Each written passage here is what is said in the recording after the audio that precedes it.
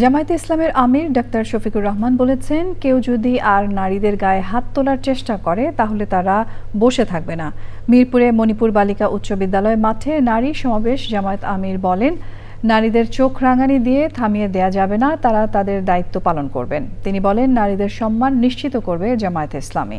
বিস্তারিত তাফিমুল ইসলামের রিপোর্টে।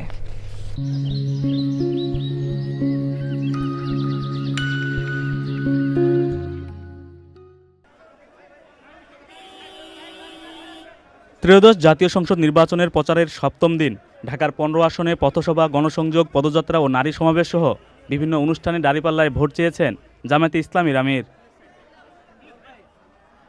সকালে উত্তর কাফরুল এলাকায় গণসংযোগ করেন জামায়াতের আমির। এ সময় নানা বয়সী মানুষের কাছে গণভোটে হাঁ ও দলীয় প্রতীক দাঁড়িপাল্লায় ভোট চান তিনি। বিকেলে নারী সমাবেশে যোগ দেন জামায়াতের আমির। মিরপুর ২-এর মণিপুর বালিকা উচ্চ বিদ্যালয় মাঠ ছিল নারীদের ব্যাপক উপস্থিতি। বিভিন্ন জায়গায় নারীদের উপর হামলার প্রতিবাদ জানান জামাতের নারী কর্মীরা। মানুষের অভিশাপের পাত্র হয়ে যাচ্ছেন, আপনারা মানুষের অভিশাপ থেকে নিজেকে রক্ষা করুন। এবং আমি আমার বিরোধী দলের ভাইদেরকে বলবো যে আপনারা যদি মা বোন ঘরে থাকে, যদি নিজের স্ত্রী থাকে, নিজের সন্তান থাকে, মেয়ে সন্তান থাকে, তাহলে তাদের কথা একটু চিন্তা করুন। দেশের জন্য, জাতির জন্য, উম্মার জন্য মহান রাব্বুল আলামিন আমাদের সবাইকে আমাদের প্রত্যাশিত কাঙ্ক্ষিত দায়িত্ব পালন করার তৌফিক দান করুন।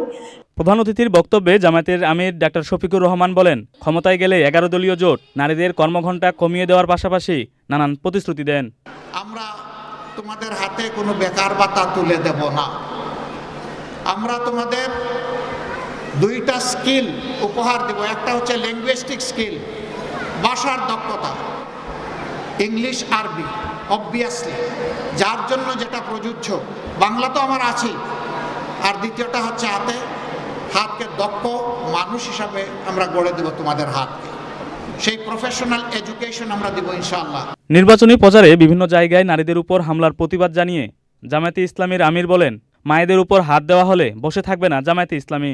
যারা মায়ের গায়ে হাত বাড়িয়েছেন, অপমান করেছেন, তোমরা ক্ষমা চাও, তওবা করো, আল্লাহ তোমাদেরকে মাফ করে দেবেন।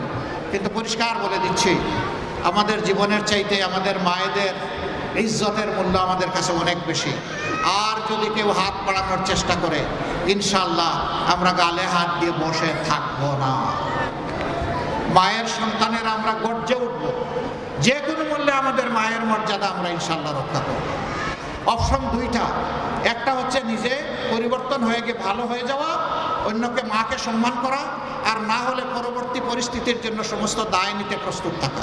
কোনো মাতৃতান্ত্রিক বা পিতৃতান্ত্রিক সমাজ চায় না জামায়াতে ইসলামী জানিয়ে ডাক্তার শফিকুর রহমান বলেন, তার দল মানবিক সমাজ প্রতিষ্ঠা করতে চায়। তাফিমুল ইসলাম, চ্যানেল আই, ঢাকা।